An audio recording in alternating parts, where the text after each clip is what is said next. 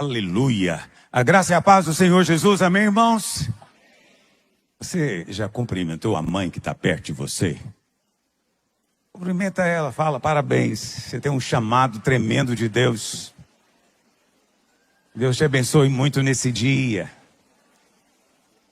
Mas são criaturas especiais. Esse dom de gerar é algo que o homem não entende, não consegue entender. Você tem algo que Deus deu só para você. E eu me lembro da minha esposa, grávida, já tem uns bons anos isso, mas eu me lembro, você sabe, né, primeiro filho, e você fica vendo, eu me lembro de ver a barriga da minha mulher mexendo, entortando. E ela falava, nossa, o menino virou. E a barriga dela apontava para o outro lado. Me dava uma agonia. Eu dizia, Deus, o Senhor é bom, o Senhor sabe escolher cada um para a coisa certa. Não é? Não é maravilhoso isso? E, no entanto, Deus criou você para isso. Você tem todas as ferramentas, você tem todas as habilidades. E se você ainda não tem gerado, você vai gerar em nome de Jesus.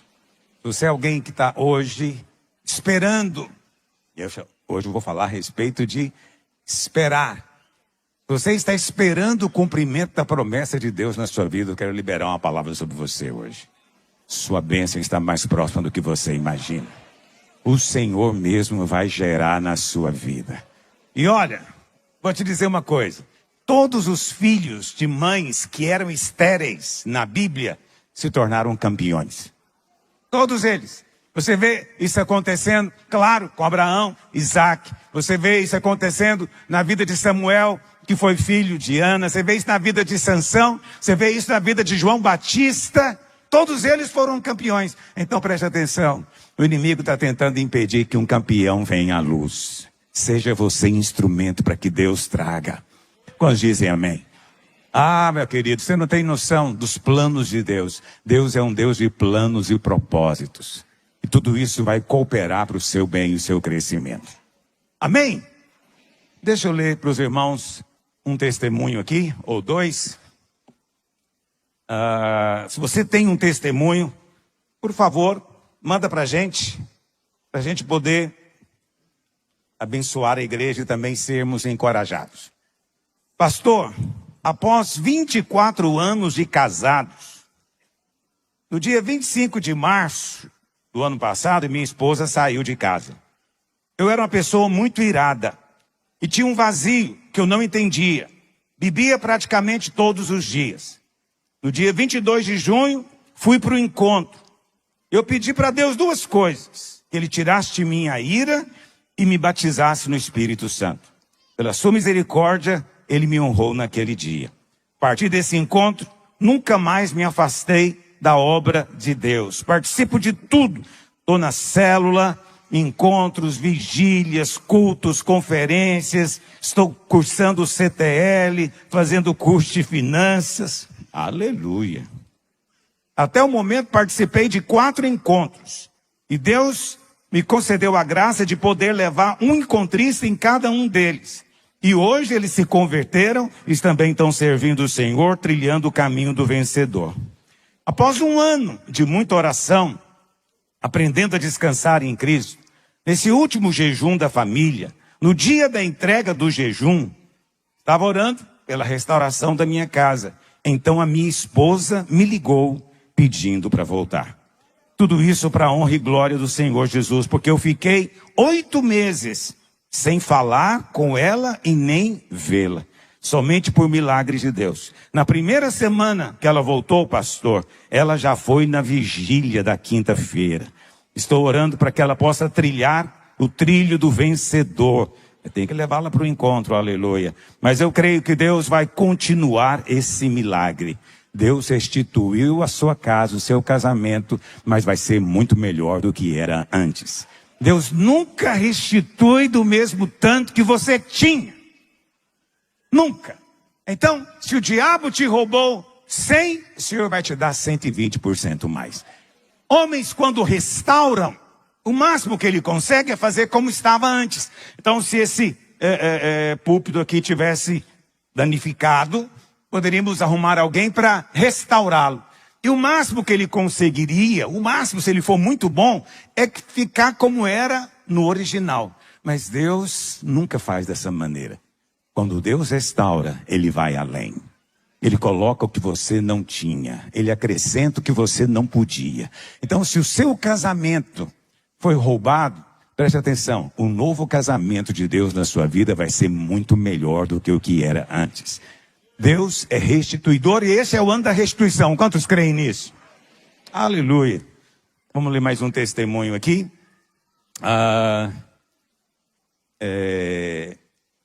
Aleluia, onde é que está?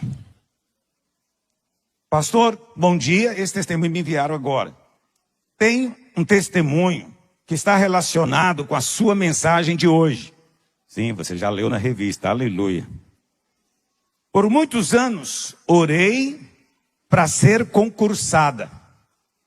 Queria muito trabalhar. E também queria ser mãe. Então, pastor, eu queria ser mãe concursada. Aleluia. Eu havia feito um concurso. Passei até numa boa classificação, mas fui eliminada por conta da porcentagem de vagas femininas. E no ano passado, em outubro, para minha surpresa, fui chamada nesse concurso, por causa de uma decisão do STF. E pastor, eu nem sabia dessa ação que estava tramitando. De repente fui nomeada. Pastor, 2 dias depois, descobri que estava grávida. E agora descobri que são 2. Poxa vida. Deus restitui os anos também que você ficou esperando o filho. E aí, o que outras mulheres fizeram em 2 gravidezes, hoje dá em uma. Todo que pede, recebe. Deus me restituiu os anos perdidos, me abençoou duplamente quando eu menos esperava. No meu tempo de espera, sofri muito ataque na minha mente. Ataques de ansiedade. Estava sofrendo muito com esses ataques, mas o Senhor Jesus mudou a minha sorte. Enquanto eu esperava a promessa se cumprir, eu simplesmente continuei crendo no Senhor e confessando a palavra e a sua promessa e a fé dele. E eu pude terminar essa caminhada. É verdade, Deus é bom. Que o Senhor faça desses gêmeos campeões, ministros de Deus. A gente quase não consagra gêmeos aqui, né? Podemos começar. Tudo depende de você pedir. Todo que pede, recebe. Mas cuidado com o que você pede. Porque só acha bonitinho gêmeos quem nunca teve filho. Quem já teve filho olha com a compaixão. Fala, tadinho dessa mãe, desse pai. Meu Deus, o que espera esse casal? Eu sei. Ter um filho dá trabalho, ter 2 dá o dobro de trabalho, mas é o dobro de alegria também. Deixa eu ler mais um testemunho. Posso ler mais um testemunho? Vamos lá. Pastor, meu nome é Tamires. Gostaria de compartilhar meu testemunho. Após 8 jejuns, o Senhor concedeu a minha bênção. Em 2021, pastor, descobri infertilidade em mim. E aí começamos uma longa caminhada. E até aqui foram vários tratamentos, vários protocolos diferentes. Mesmo diante de uma FIV, eu não consegui engravidar. Foram 3 tentativas frustradas. Mas eu permaneci confiando na bondade de Deus e na sua fidelidade, a sua palavra. Em meio aos desafios, fui convidada para participar de um livro que se chama Chamadas para Gerar.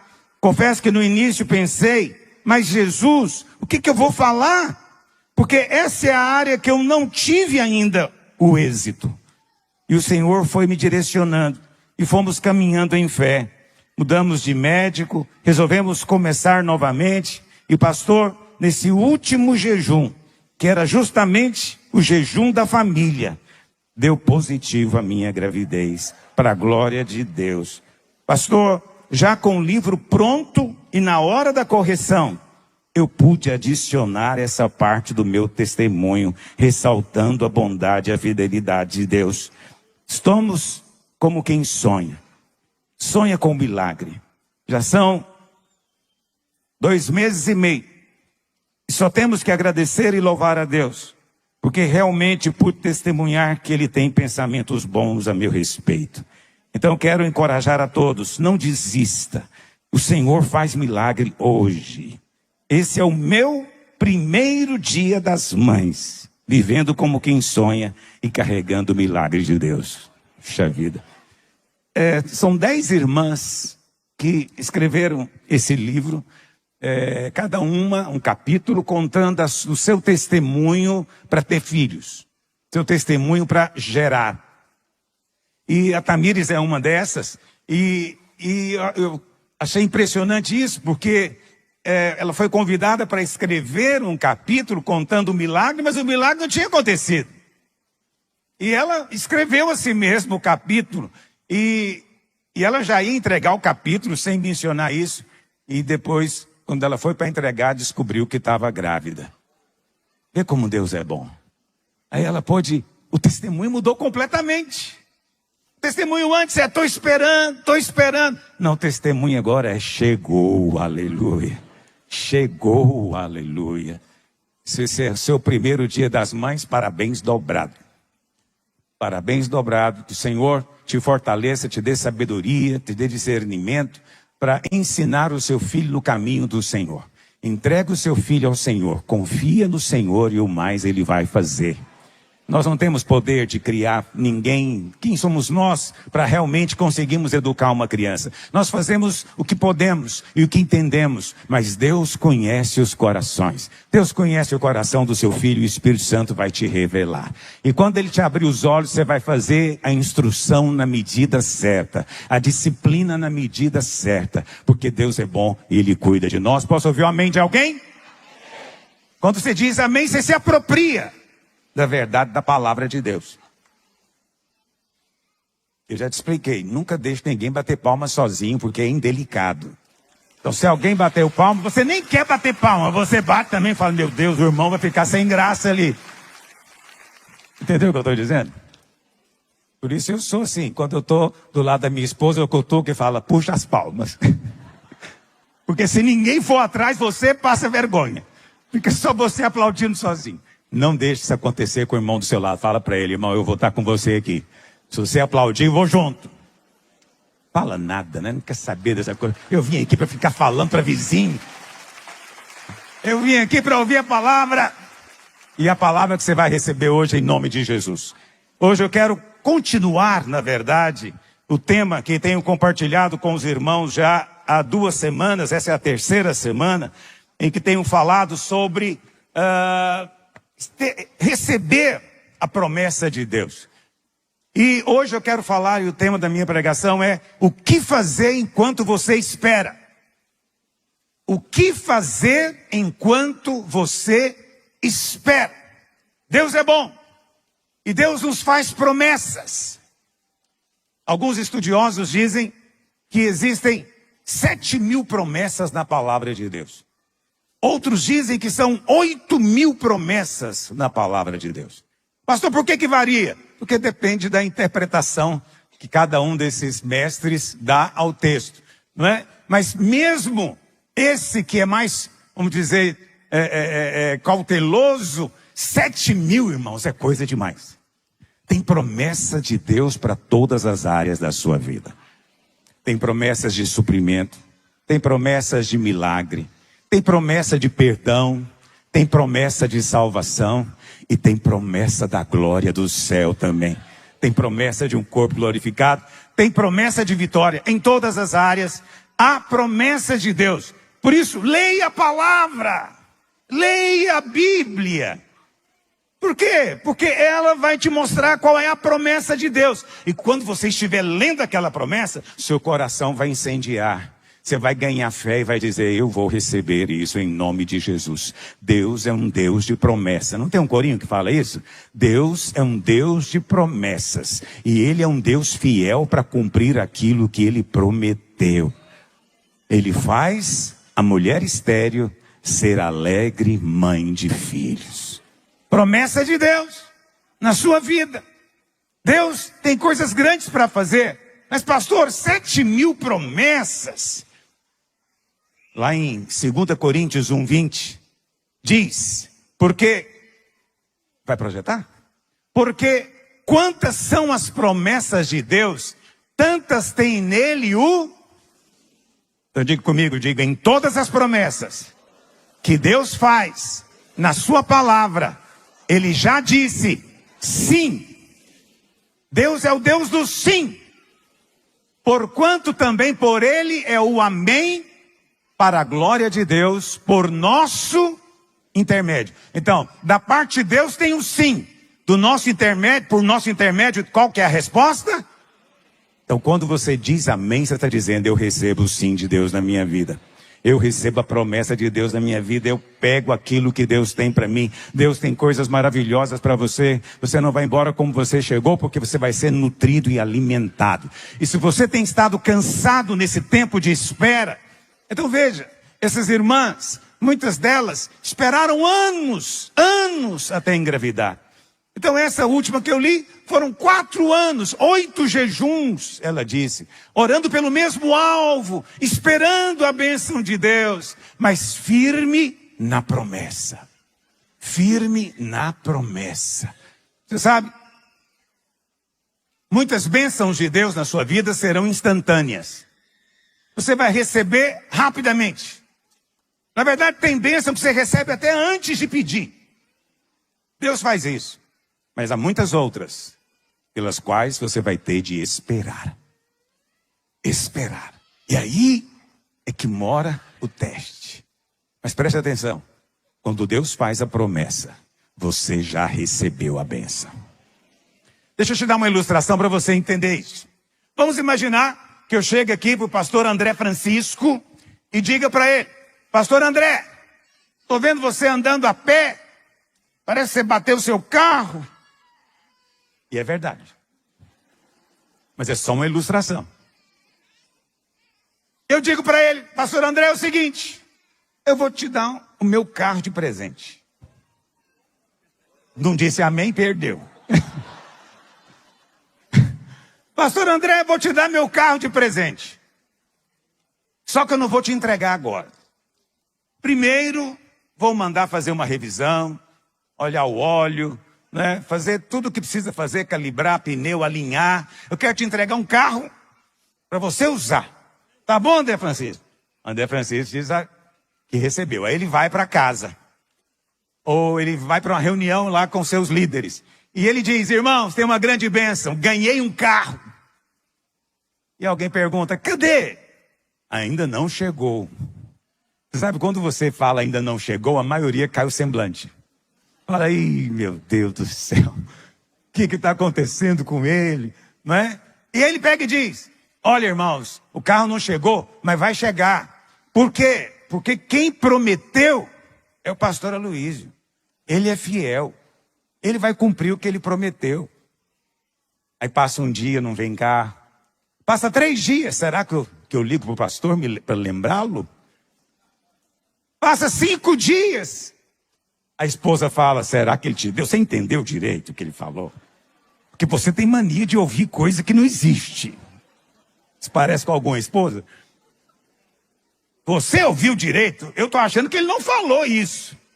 Não é isso que falam para vocês? A Bíblia fala isso, Deus não falou isso. Mas você sabe que Deus falou. Mas aí, no 7º dia, porque eu gosto de ser bíblico, a bênção chega. Eu chego para ele, entrego a chave do carro e falo, tá ali, você pode entrar, é seu. Aleluia. Agora preste atenção para a minha pergunta teológica. Quando ele ganhou o carro? Quando eu fiz a promessa ou quando ele pegou a chave? Estamos com um problema teológico aqui. Eu vou te dar uma dica, uma cola, para você não sair mal na prova. Primeira opção. Ok? Você recebeu o carro no dia que eu prometi ou no dia que a chave chegou? No dia que prometeu. Por quê? Porque é certo, é líquido e certo. Entendeu? Por quê? Porque eu sou fiel para cumprir o que eu prometi para ele. Agora, se eu que sou homem, se eu que cumpro a minha palavra, que dirá o Senhor a respeito da sua própria palavra? A palavra do Senhor vai se cumprir na sua vida. Então preste atenção. O dia da promessa já é o dia da bênção. Aleluia. Espírito de Deus. O dia da promessa já é o dia que a bênção veio na sua vida. Você está lendo a Bíblia. Você está precisando de um milagre. Veio uma tribulação na sua vida. E de repente você se depara com o texto. E o Espírito Santo te diz, é para você. E o seu coração aquece. Você já recebeu naquela hora. Só que vai demorar talvez uma semana de espera. Tem um tempo de espera. E é o que nós fazemos nesse tempo de espera que às vezes torna-se um problema. Nossa dificuldade está justamente nesse intervalo entre a promessa e o seu cumprimento, entre a promessa e a sua materialização. Muitos de nós já usamos essa expressão, né? Mal posso esperar. Mal posso esperar até que. Aí você pode colocar qualquer coisa que você quiser na frente. Mal posso esperar até que eu me case. Tem gente orando por casamento e está esperando aparecer o cônjuge. Quero dizer para você, o que fez a promessa é fiel. Provavelmente está mais perto de você do que você imagina, mas não olhe para o lado agora. Olha depois discretamente. E se você é homem, entrou uma irmã, você achou ela bonita, senta perto. Senta perto dela. Tenta ouvir a conversa dela. Tenta ver se tem um testificar. Porque beleza está nos olhos. Ok? Você certamente é bonito para alguma mulher. Não deve ser muitas, mas acerta. Aquela que é certa. Aquela que Deus escolheu vai te enxergar. Eu falo, minha mulher, eu louvo a Deus demais. Você tem um mau gosto horrível para homem. Mas aleluia. Deus preparou uma mulher de mau gosto para homem e para mim. Porque quando ela me viu, ela falou, é lindo. Ela falou só ela e Deus. Ela não falou alto, olha para cá. Senta perto, entende? Dá alguma dica. Fique com vergonha não. Você vai passar vergonha. É inevitável. Como é que você quer namorar alguém e não passar vergonha? Pastor, e se ela não interessar por mim? Azar dela. Não é? Aí se eu chegar e ela me rejeitar, você vai escapar, tenho certeza. Você vai sair do outro lado inteiro ainda. Vai sobreviver, com certeza. Mas não tenha receio, não tenha medo. Pastor, o conselho vale para as irmãs? Vale também. Você está olhando para um rapaz, você acha ele interessante? Senta perto dele, ele vai perceber que tem algo acontecendo. Ele senta aqui na frente, você está na frente. Aí ele fala, hoje eu vou ficar na galeria. Aí você lá na galeria também. Tenho certeza que a ficha vai cair em algum momento. Sem você precisar dizer, olha eu aqui. Não precisa. Dá espaço para Deus fazer o milagre na sua vida. Alguns estão esperando, não é? Mal posso esperar até que possa engravidar. Mal posso esperar até que eu passe nesse concurso. Não é? Mal posso esperar, mal posso esperar. Na verdade, essa expressão de expectativa é uma coisa muito forte. Nem sempre o milagre é instantâneo. Por isso, existe o tempo de espera. E nós temos a esperança. Enquanto espera, você tem esperança.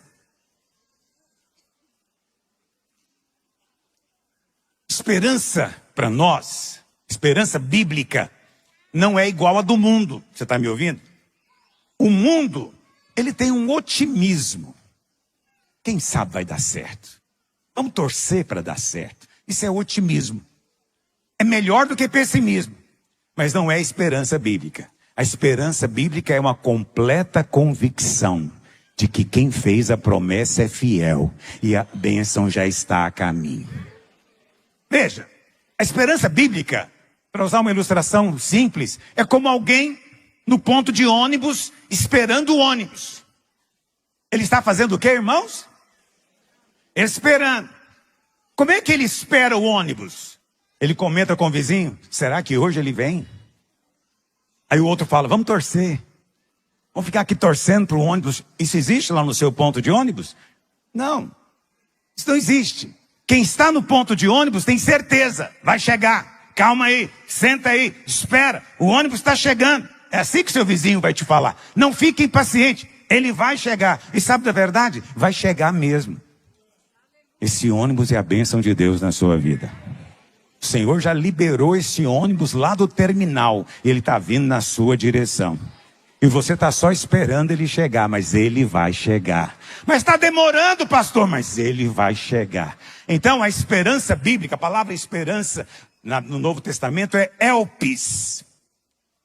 Você gosta de aprender grego, né? Eu sempre gosto de associar com alguma coisa para eu não me esquecer. Então todas as vezes que eu quero falar de esperança, eu lembro do Elvis.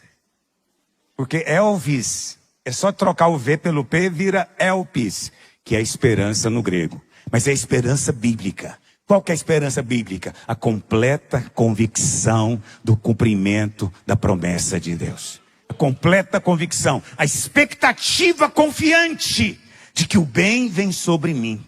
Eu não vivo esperando a tribulação, o problema ou a luta. Não, eu vivo esperando ser surpreendido pela graça de Deus. Essa é a expectativa. Já falei para você, é como criança em véspera de festa. Você acorda de manhã, você tem expectativas em Deus. Você fala, hoje vai ser um dia abençoado. O que Deus tem para mim nesse dia? Como será esse dia? Meu Deus, você acorda com essa esperança te dá alegria. Deus quer que você viva assim. Não viva com a expectativa da tragédia. Porque quem vive com a expectativa da calamidade, do problema da tragédia, em algum momento ele será tomado de pânico, de medo, de ansiedade. Ele será tomado por essas coisas. Por quê? Porque a esperança dele se foi. Não, deixa o Espírito Santo encher o seu coração da esperança do céu hoje. Porque tem 3 coisas que permanecem. Quantas coisas, irmãos? Paulo diz, 1 Coríntios 13, a fé, a esperança e essas 3 coisas são um tripé. Nós amamos porque Ele nos amou primeiro. E porque Ele nos amou primeiro, nós amamos uns aos outros e amamos o Senhor também. Porque até o nosso amor a Ele é resposta do amor dEle por nós. Isso permanece, vai continuar pela eternidade. Permanece. A segunda coisa que permanece é a fé. Fé. Agora, o que é fé? Lá em Hebreus capítulo 11, no verso 1. Hebreus 11, verso 1. O autor de Hebreus diz assim. Vamos ler junto? Ora, a fé... Mais uma vez. Fé é a certeza de coisas que se... É interessante isso. Você vê que a esperança está dentro da definição de fé. Mas é interessante por quê? Porque segundo a Bíblia, a fé crê como já tendo acontecido. E algumas pessoas... às vezes me criticam. Pastor, acho que você não está mostrando muita fé, porque você está dizendo que a bênção ainda vai acontecer. Porque você não entendeu que tem 3 coisas que permanecem. O amor, a fé, mas também permanece a esperança. A esperança é fé para o futuro. Eu tenho a esperança da glória. Eu tenho esperança que eu vou ser glorificado. Eu tenho esperança que eu vou morar na Nova Jerusalém. Eu tenho esperança que eu vou governar junto com o Senhor as galáxias. Eu tenho convicção completa, mas isso não é no passado, isso é no futuro. Só porque Ele é fiel. Essas coisas vão acontecer comigo. Quer eu espere, quer não. Porque Ele é fiel. Quantos dizem amém? Mas Deus quer que você espere. Tenha expectativa. Por isso fé é esperança. Fé é convicção completa de que aquilo que você espera vai acontecer. Muito bem, pastor. Deixa eu entrar logo no tema da pregação, senão o tempo vai embora. O que fazer nesse tempo de espera? E às vezes a espera pode ser longa. Primeira coisa, primeiro princípio. Se você tem revista, abre a sua revista e você vai acompanhando exatamente o que eu estou falando. Porque eu espero que na quarta-feira você compartilhe algo na sua célula. Os líderes não têm que compartilhar os 7 pontos. Um ponto que você compartilhar já vai ser bênção. Mas é compartilhar, não é pregar de novo. Compartilhar significa que cada um vai falar como é que tem sido o seu tempo de espera. Como é que está a sua expectativa? Quando dizem amém? Primeira coisa que você tem que lembrar no tempo de espera é o seguinte: siga a última instrução que o Senhor te deu. Siga a última instrução que o Senhor te deu. Você recebeu uma instrução de vir para a videira. Quando dizem amém? Você está aqui porque Deus te deu uma palavra para isso? Ou você está aqui porque você caiu aqui de paraquedas? Não, o Espírito Santo trouxe você aqui. Ele te deu uma instrução para você vir, não é verdade? Mas aí você está esperando, por exemplo, uma bênção. Está esperando se tornar um pastor, mas você começa a esperar e demora. E demora. E você fala, meu Deus, eu estou na igreja errada.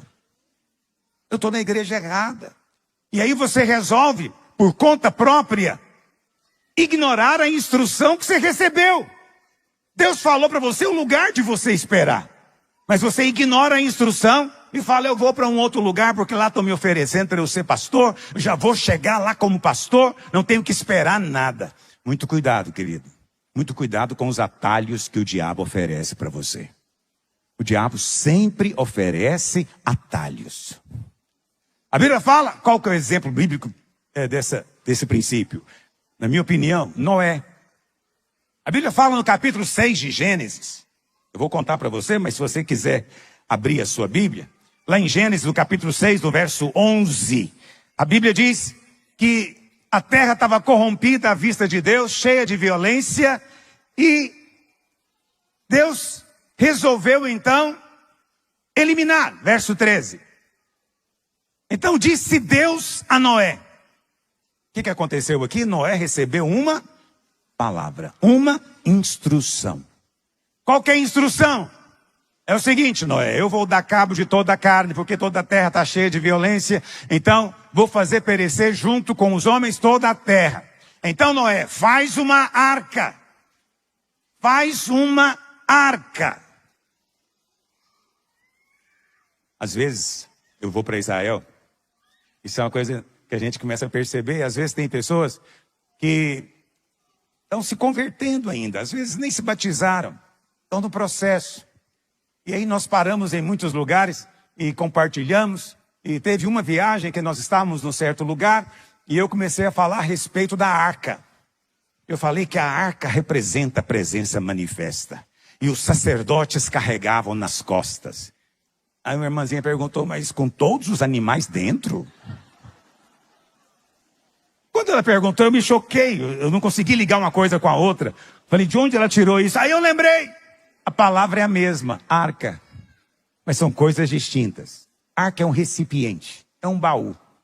Só que esse aqui era grande.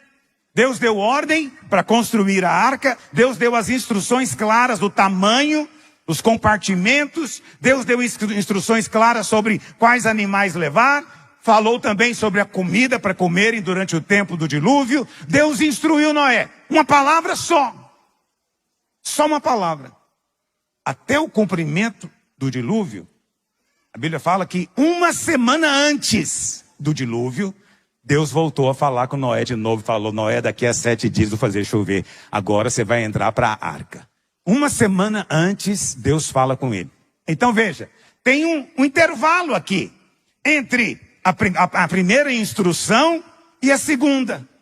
Quanto tempo isso demorou? Ninguém sabe. Mas eu vou dizer para você, existem sugestões bíblicas do tempo que demorou. Você pega o capítulo 5, verso 32, e isso aqui é o momento em que Deus fala com Noé. Era Noé da idade de quantos anos, irmãos?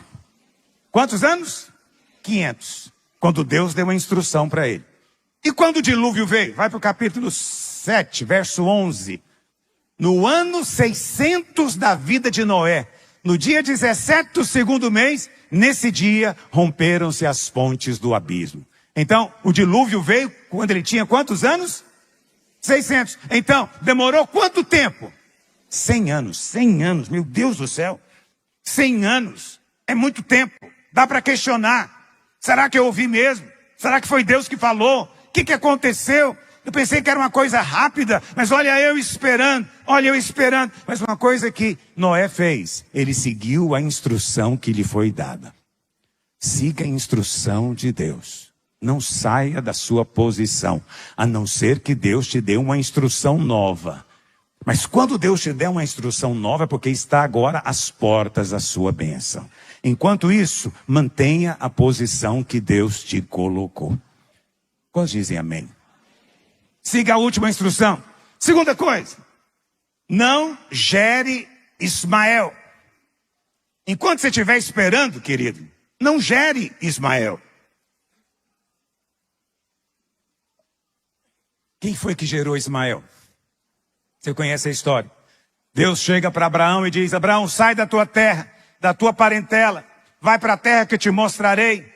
Eu abençoarei os que te abençoarem, amaldiçoarei os que te amaldiçoarem, e em ti serão benditas todas as famílias da terra. Em outras palavras, Abraão, você vai ser pai, e na sua descendência, na sua semente que você vai gerar, todas as famílias da terra serão abençoadas. Então é claro que ele está falando de Cristo ali, mas é óbvio que Cristo viria por uma linhagem. Então Abraão tinha que ter um filho. Abraão entendeu a promessa. Você vai ter um filho. Mas quanto tempo demorou? Passou 1 ano? Nada. 2 anos? Nada. 5 anos? 10 anos? Aí nessa altura, Sara chega para Abraão e diz: ô Abraão, vai ver que Deus falou é que você vai ter o filho. Deus falou meu nome, ele disse que eu que vou ter. Abraão fala: não me lembro dessa parte. Pois é, então, pode ser que a bênção é através só de você. Então está aqui a minha serva, Agar. Ok? A minha serva, Agar.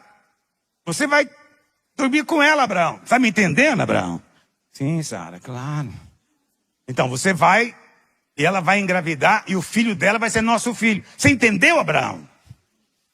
E o Abraão fez exatamente o que a esposa falou, e Agar ficou grávida. 9 meses depois, nasceu quem? Ismael. Deus aceitou Ismael? Deus não aceitou. Nada contra a pessoa do Ismael, está me ouvindo? As pessoas às vezes falam: Deus rejeitou o coitado do Ismael, ele não tem culpa de nada da confusão que o pai dele aprontou. Não, a coisa não é pessoal. Deus não está falando contra o Ismael, não está amaldiçoando Ismael. Deus está apenas dizendo que quando se trata do seu propósito, não existe lugar para a sua força humana. Você tem que esperar que ele faça. Preste atenção, Deus não gosta quando pessoas fazem o que lhe desagrada. Mas Deus também não gosta quando pessoas fazem o que é agradável, porém o fazem da sua maneira, na sua força, segundo o seu entendimento, segundo a força do seu braço. A Bíblia chama isso de carne. Lá em Gálatas 4, verso 22 em diante, Paulo faz uma analogia entre Sara e Agar. E Paulo diz o seguinte: Sara representa a graça, Agar é o Monte Sinai. O Monte Sinai é um símbolo da lei. Sara vai gerar o filho da promessa, que é Isaac. Mas Agar, que é a lei, vai gerar Ismael, que simboliza o quê? Carne. Todo aquele que vive segundo o princípio da lei, o resultado é que ele vive na carne. Qual que é o problema? Alguém vai dizer: pastor, carne, o que é carne? Carne são aquelas coisas horrorosas lá de Gálatas capítulo 5, quando Paulo diz, que a obra da carne é maledicência, facção, briga, feitiçaria, glutonaria, prostituição. Isso é carne? Não. Isso são as obras, o resultado da carne. Carne na Bíblia não é uma coisa feia. Não. Carne na Bíblia é você próprio fazer para cumprir o que Deus falou. É a sua força, é o seu braço. Por que a lei produz carne? Porque o que é a lei? A lei é o homem se esforçando para agradar a Deus, cumprindo os mandamentos. Deus deu a lei para o homem quebrar mesmo, para ele perceber a sua impotência. Infelizmente, muitos fariseus até hoje ainda acreditam que são capazes de cumprir a lei. E vivem querendo barganhar com Deus. Obediência em troca de bênção. Só que, quando ele vive de acordo com a lei, é ele tentando fazer. Eu mudo meu casamento, eu vou mudar o meu marido, eu vou mudar minha mulher, eu vou mudar minha situação, porque eu posso mudar. Isso a Bíblia chama de carne. Você vê que é exatamente o oposto que eu estou te ensinando aqui do que é ensinado nos seus cursos de coach. Aí você vai lá, pega o que é bom, mas lembra do seguinte: quando se trata do propósito de Deus, da promessa de Deus, a sua força não deve ter lugar. Abraão não entendeu isso, mas eu compreendo. Nem Sara a princípio, mas já tinha muitos anos. Passaram-se então 15 anos, 20 anos, 25 anos. Abraão esperando. Por fim a promessa veio. Isaac veio. 25 anos de espera. Não é pouca coisa. Não jogue pedra em Sara. Olha para cá.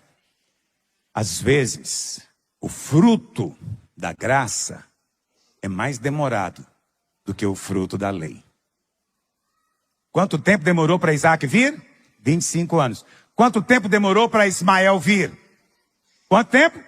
9 meses. 9 meses. E percebendo toda a evolução, o crescimento, quer dizer, não houve fé envolvida. Não houve dependência de Deus envolvida. É tudo que o homem pode fazer. Preste atenção, quem vai mudar o seu casamento é o Senhor, não é você. Pare de usar de técnicas, chantagens com seu marido, pressão, manipulação com seu marido, porque não é você quem vai transformá-lo. Mas ele precisa muito de mudança. Sim, você vai esperar Deus fazer. Enquanto você espera, não tente gerar um Ismael na sua vida. Não produza coisas segundo a carne. Pastor, por que Deus detesta tanto assim as coisas da carne? Essa é uma boa pergunta. Porque eu estou fazendo. É com boa intenção. Não estou querendo fazer nada de errado. Deixa eu fazer. Só que Deus, existem coisas que Deus detesta. Não vou usar a palavra abomina, porque muita gente nem sabe o que significa. Detestar, às vezes, é mais forte na nossa cabeça. Tem coisas que Deus detesta. E eu vou te dizer uma que Deus detesta. Deus detesta quando o homem se gloria diante dele. O que é se gloriar? A Bíblia fala, Efésios 2, verso 8, pela graça sois salvos mediante a fé. Isso não vem de vós, é o que, meus irmãos? Isso não vem de vós. Olha a afirmação bíblica. Ele é o que? Dom de Deus. E não é por obras. Por que Deus não aceita ninguém ser salvo por nenhum tipo de obra?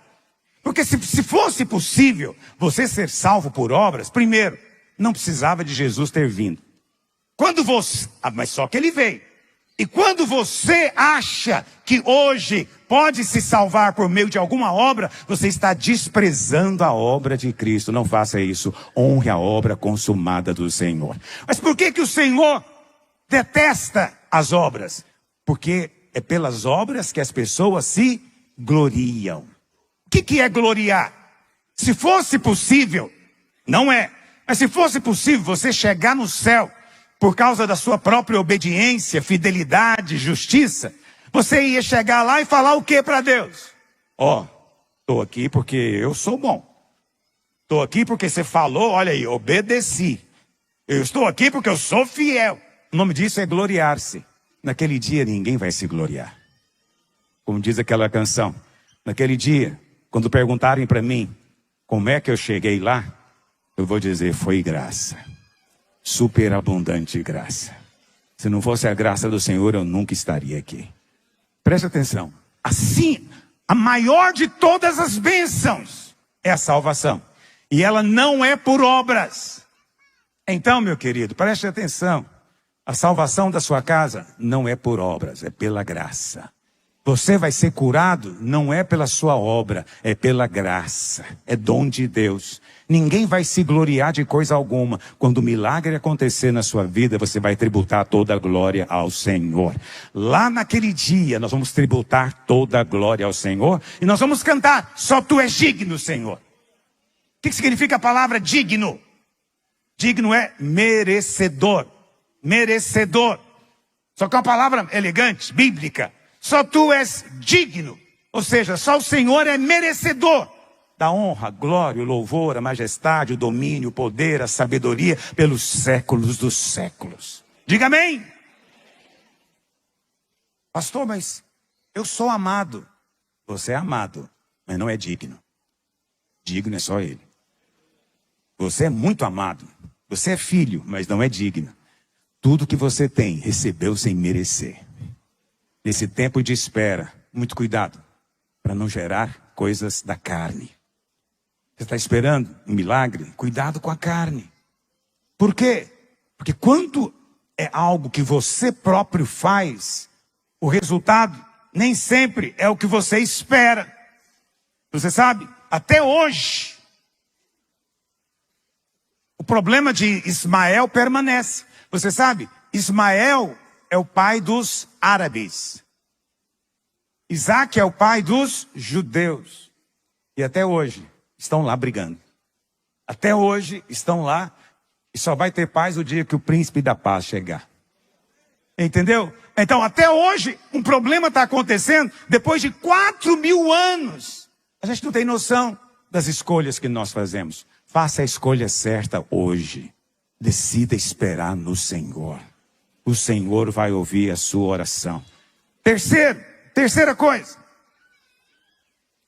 que fazer enquanto espera?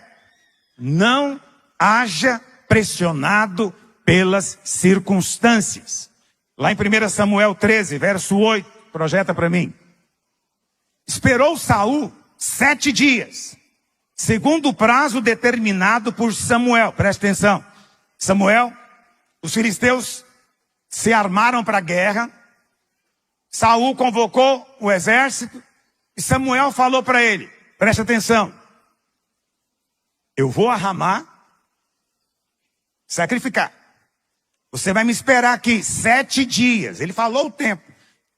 É uma grande bênção quando Deus te fala quanto tempo você vai esperar. Nem sempre Ele fala. Por isso, o tempo de espera é um tempo de teste da nossa fé. Para ver se vamos ter paciência para perseverar. Olha para cá. Samuel disse, espera aqui 7 dias. Quando eu voltar, nós vamos sacrificar, você vai sair para a guerra e o Senhor vai te dar vitória. Só que Saul esperou 7 dias, sim ou não? Parece que sim, esperou Saul 7 dias. Segundo o prazo determinado por Samuel. Mas Samuel não chegou. E o povo começou a se espalhar. Avança.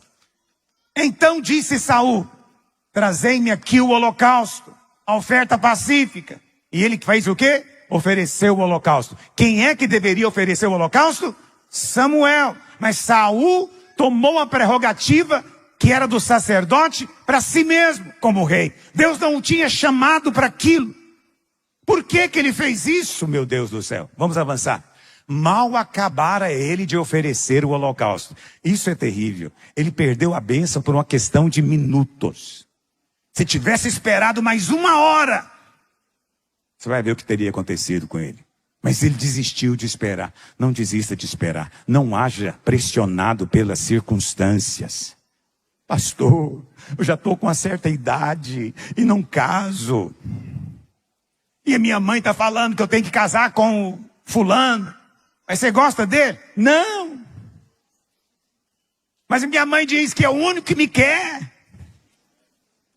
Que eu tenho que aproveitar e casar com esse. E aí, pressionado pela circunstância, você entra num relacionamento para o resto da vida. Por que fazer isso? Por que fazer isso? Quando Deus cumprir a promessa dele na sua vida, você vai ser tão apaixonada por esse homem que você vai olhar para ele e vai achar que é o presente que caiu do céu. Caiu não, foi enviado. Quem caiu foi outro. Teve um que caiu, teve um que foi enviado. Quem é que foi enviado? Jesus. Os dois estavam no céu, mas um caiu, o outro foi enviado. Então sua bênção não vai cair, sua bênção vai ser enviada. Temos que ser precisos com a palavra de Deus. Quantos concordam comigo? Por pouco. Verso 11. Samuel perguntou, o que você fez, rapaz? Que bagunça é essa? Respondeu Saul: eu estava vendo que o povo estava se espalhando e que tu não vinhas nos dias aprazados e que os filisteus já tinham se ajuntado em Miquimás. Então eu disse comigo: agora descerão os filisteus contra mim a Gilgal, e ainda não obtive benevolência do Senhor.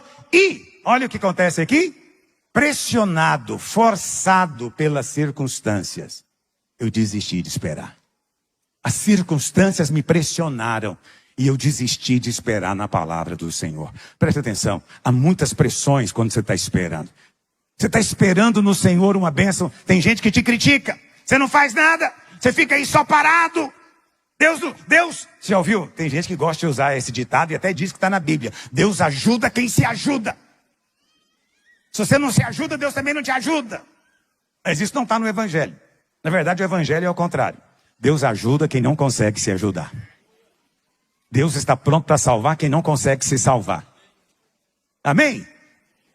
Pressionado pelas circunstâncias, não é? Forçado pelas circunstâncias. E as circunstâncias é o quê? As pessoas estão falando: Saul, você não faz nada. Você fica aí passivo. Olha o inimigo se levantando. O exército está todo se organizando contra nós. Ah, não, vou para casa. Não dá para seguir um líder desse. Vou para casa. E Saul, então, entrou em pânico. Ele falou: meu Deus do céu, o povo está indo embora. Presta atenção, o tempo de espera tem muita pressão e muito teste. Muita pressão e muito teste. Mas é hora de você ser aprovado. Não perca a bênção por causa de uma questão de dias. Se você tem aguardado no Senhor já tem muito tempo, isso significa que falta pouco para a sua bênção chegar. Significa que você está próximo do cumprimento da promessa de Deus. Alguns aqui, daqui a um ano, por esse mesmo tempo, vão ver o milagre de Deus já acontecido na sua vida. E quando Ele fizer, vai ser rápido. Por quê? Porque Ele vai restituir o tempo que te foi tomado. Quando Ele fizer, vai ser rápido. Rápido. Porque o Senhor tem pressa em te abençoar. Mas você tem que passar pelo teste. Pelo teste. Vamos continuar lendo. E a Bíblia fala então que ele, premido pelas circunstâncias, ofereceu o holocausto. Avança. Então disse Samuel a Saul. Olha o que Samuel diz: procedeste neciamente, ou seja, tolamente, em não guardar o mandamento que o Senhor teu Deus te ordenou. Qual foi o mandamento que Deus ordenou para ele? Eram os 10 mandamentos?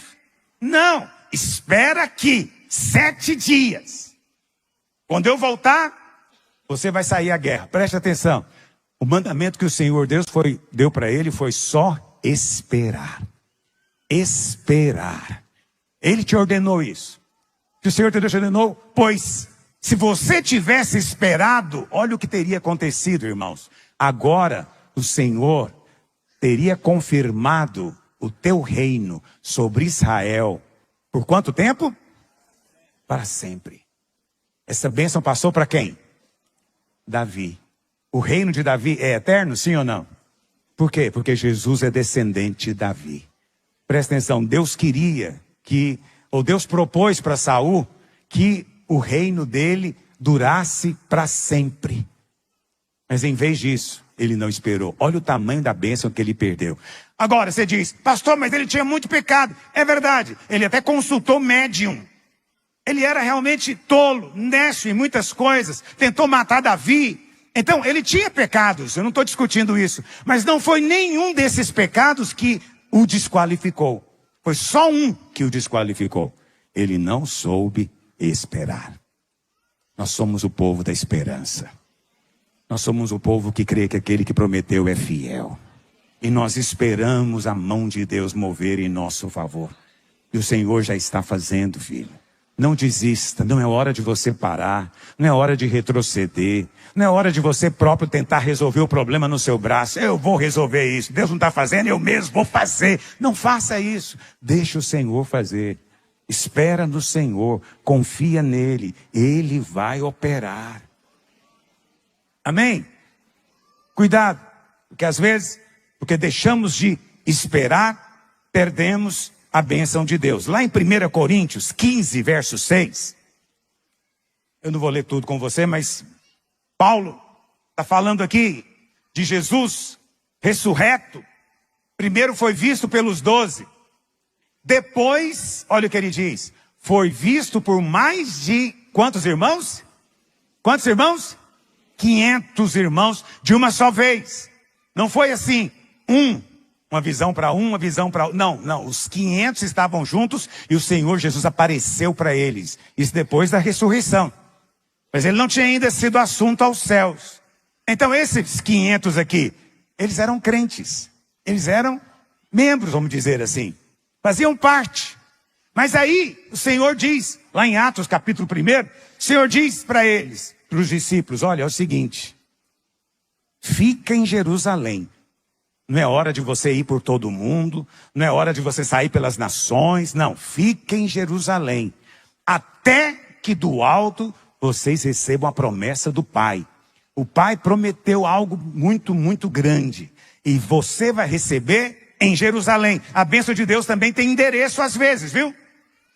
É em Jerusalém. Fica em Jerusalém até que a promessa se cumpra. Quantos têm uma promessa sobre a sua vida aqui? Fica, permanece até que a promessa se cumpra. Quantos dias tiveram que esperar? Quem sabe? Quantos dias esperaram até o Pentecoste? 10 dias. 10 dias. Aí eu fico pensando, eu gosto de ficar imaginando a cena. Os irmãos estão lá reunidos um dia, 2 dias. No terceiro dia alguém fala, gente, mas será que a gente não tem que fazer alguma coisa? Quarto dia, não vou vir mais nessa reunião não acontece nada. Pedro falou que o negócio ia acontecer, mas eu não vejo nada. 7 dias se passa, não sei não, eu acho que vocês não ouviram direito. Vocês não estão interpretando direito a mensagem.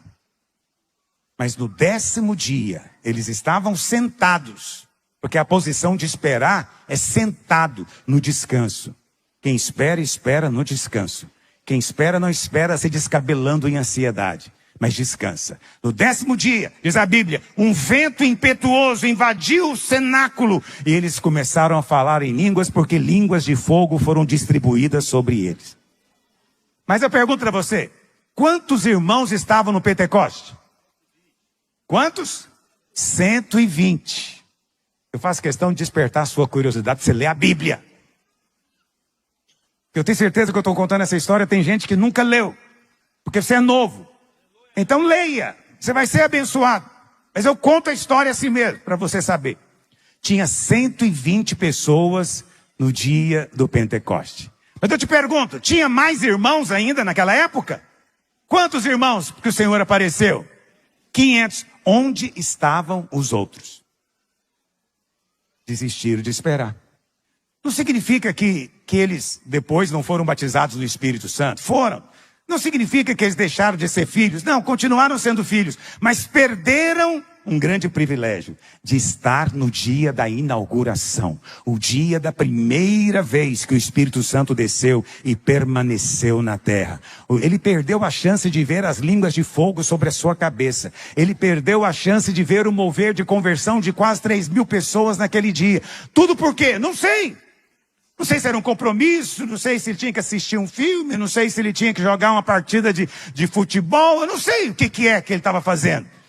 Tenho certeza que não era nada ruim, mas ele não estava esperando. O Senhor falou, fica em Jerusalém. Talvez alguns disseram, não, eu não moro aqui, para eu ficar aqui esperando vai me custar caro. Não tem como ficar em Jerusalém esperando. Ou ficar na casa de quem? Talvez alguém dissesse, mas o Senhor diz, fica em Jerusalém. Os que esperaram, receberam a promessa do Pai. Se você espera no Senhor, acredite em mim, Deus vai honrar você no seu tempo. E você vai dizer que tem sabor de mel. No dia que a sua bênção se manifestar, as pessoas vão de fato dizer, Deus prometeu mesmo, e ela foi fiel em esperar, ele foi fiel em aguardar, porque Deus cumpre a sua promessa. 4. Não posso me deter muito. 4. Seja paciente. Seja paciente. Salmo 40, verso 1. Diz assim, esperei confiantemente. Também poderia ser traduzido como esperei pacientemente pelo Senhor. E ele se inclinou para mim e me ouviu quando eu clamei por socorro. Tirou-me de um poço de perdição, de um tremedal de lama. Colocou-me os pés sobre uma rocha e me firmou os passos. E me pôs nos lábios um novo cântico, um hino de louvor ao nosso Deus. Muitos verão essas coisas, temerão, glorificarão e confiarão no Senhor. Muita gente vai ver o seu testemunho. Seu testemunho vai reverberar. Mesmo que você nem fale, só de você estar vivendo o milagre, as pessoas vão ficar sabendo e o nome do Senhor será glorificado na sua vida. Mas veja, é preciso esperar, olha o que Davi diz, pacientemente. Lá em Romanos capítulo 5, verso 3, Paulo diz assim, e não somente isso, mas também nos gloriamos nas próprias tribulações, sabendo que tribulação produz o que, meus irmãos?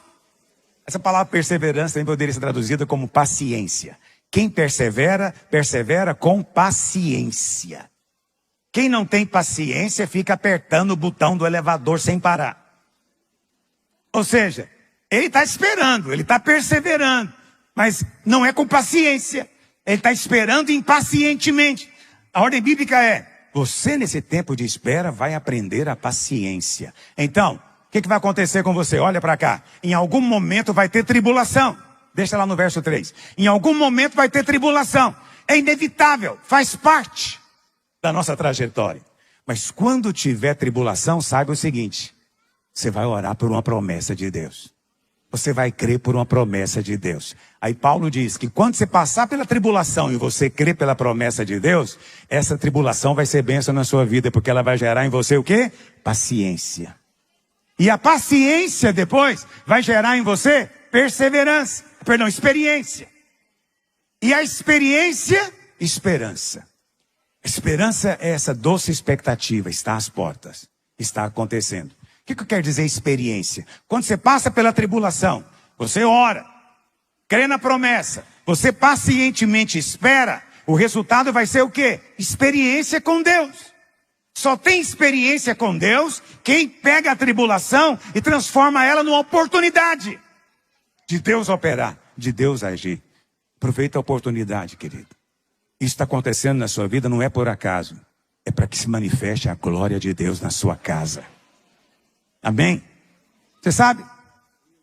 A grande diferença, ou o que diferencia mais nitidamente um adulto de uma criança, é a paciência.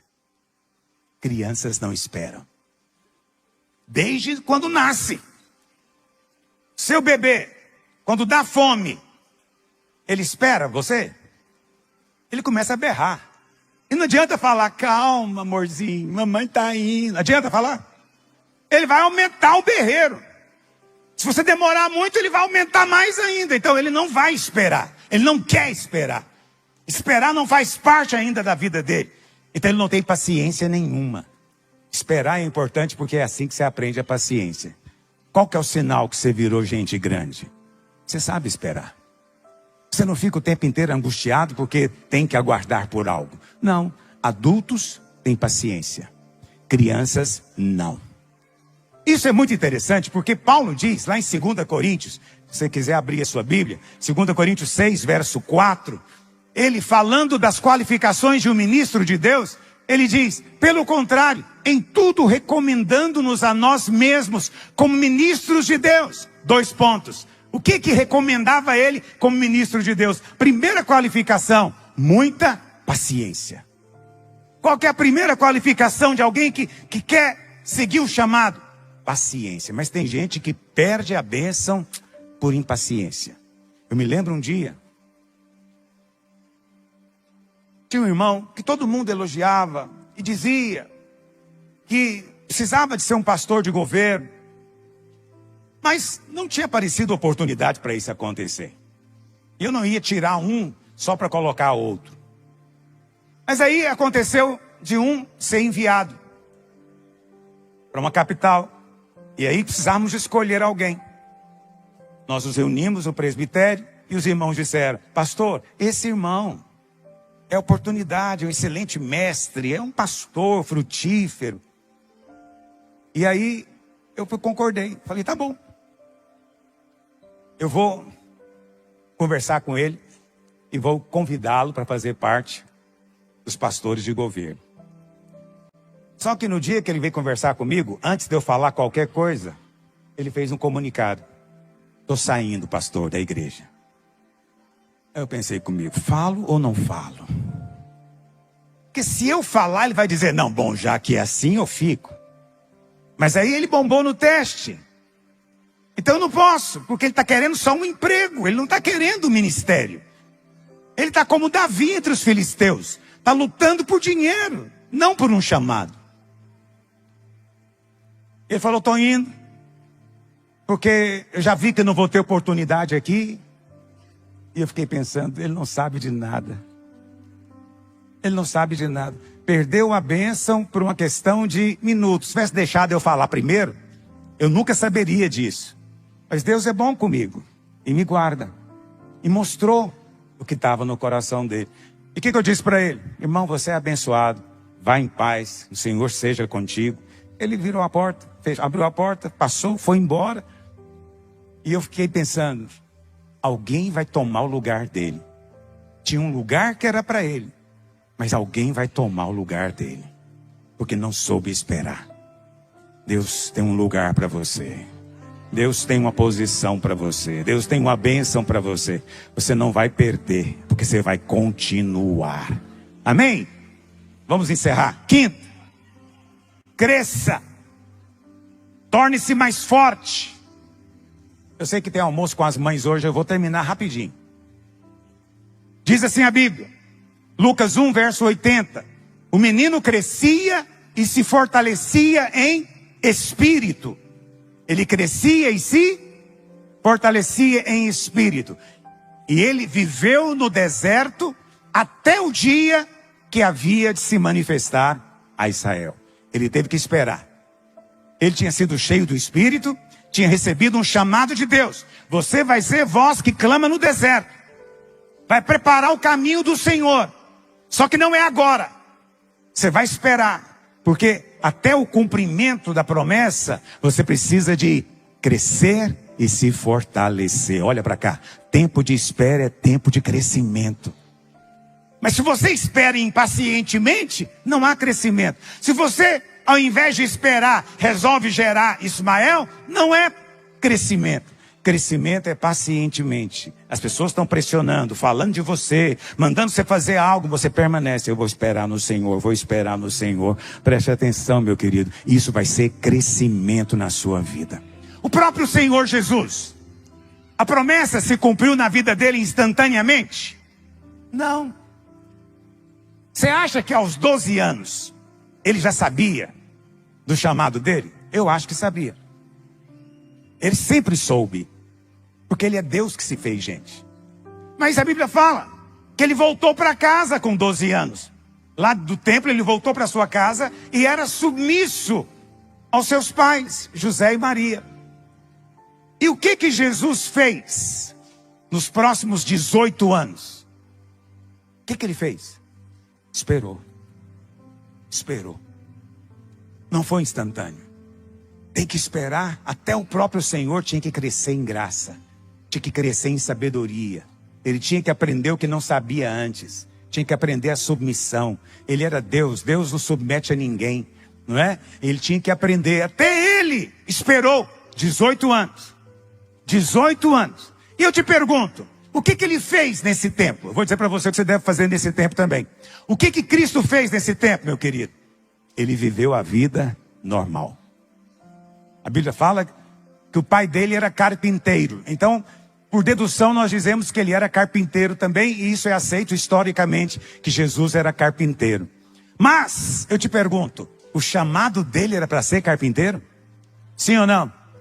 Ah, meu chamado é para ser pastor, mas eu estou aqui liderando célula. Ah, meu chamado é para ser mestre, mas olha eu aqui, fazendo outra coisa.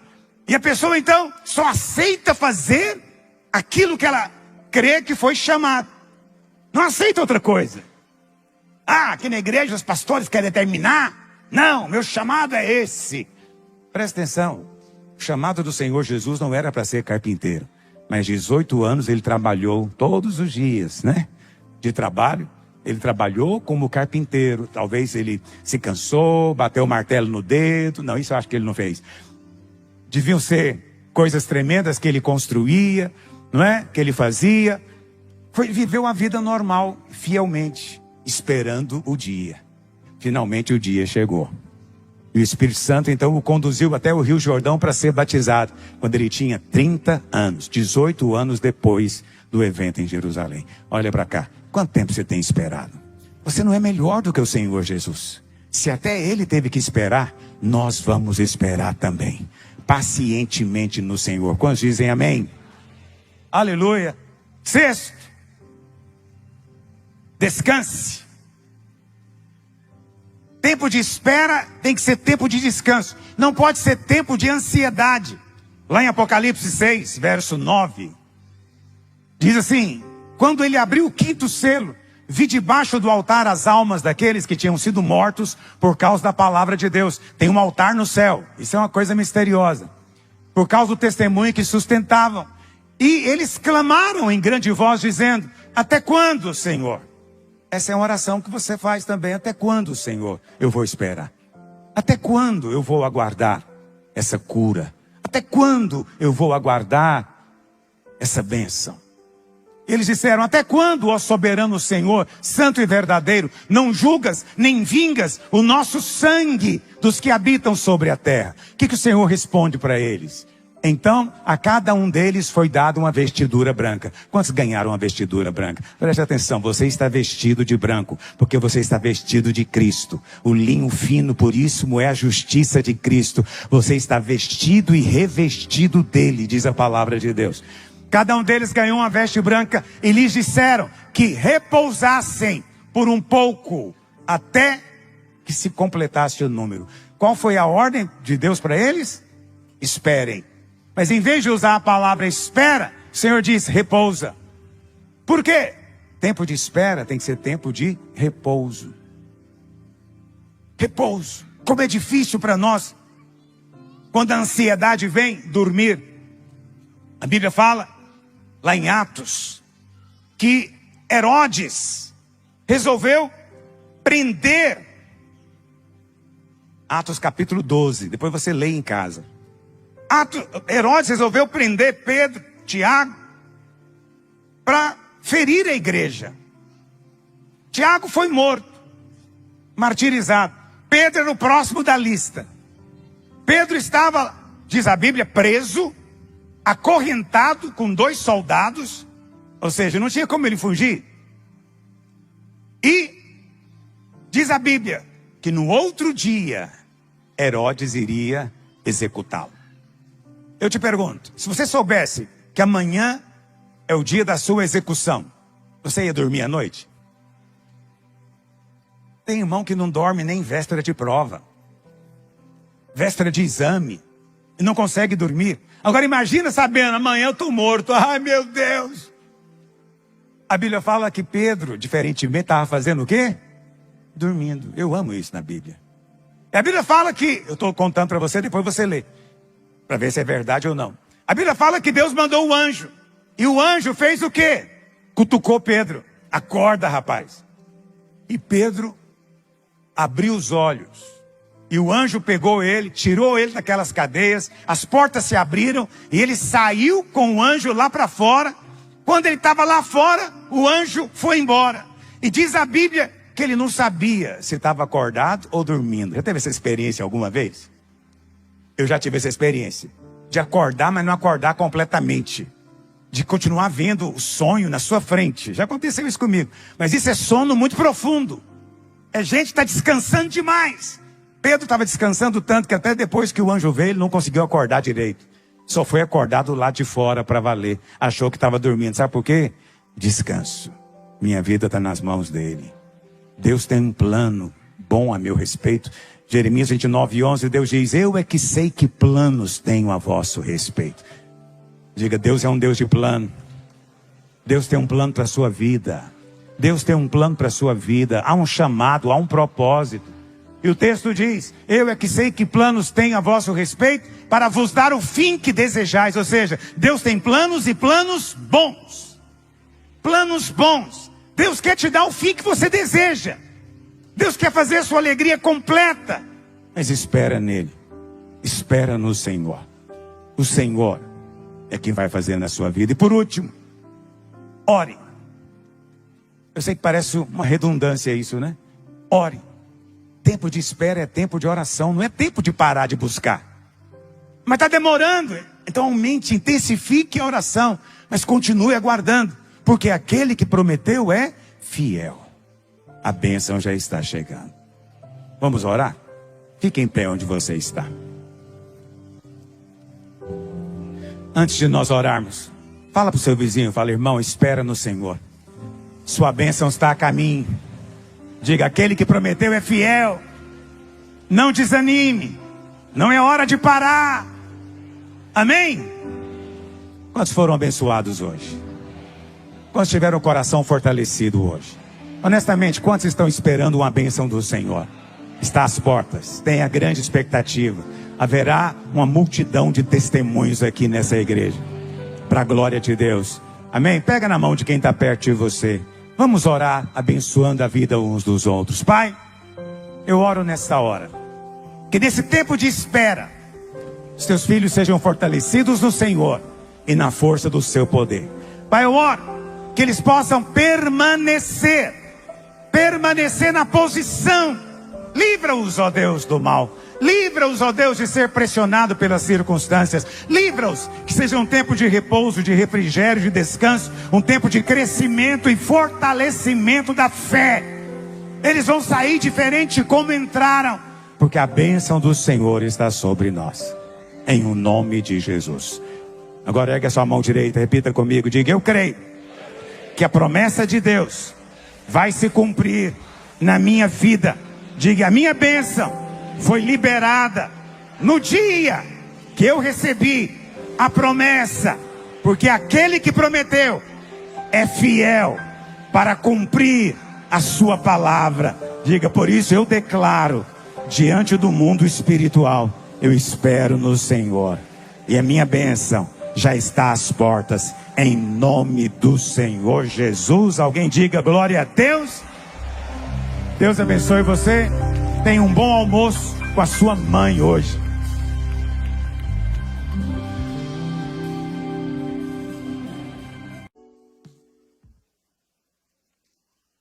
Aleluia. A graça e a paz do Senhor Jesus. Amém, irmãos?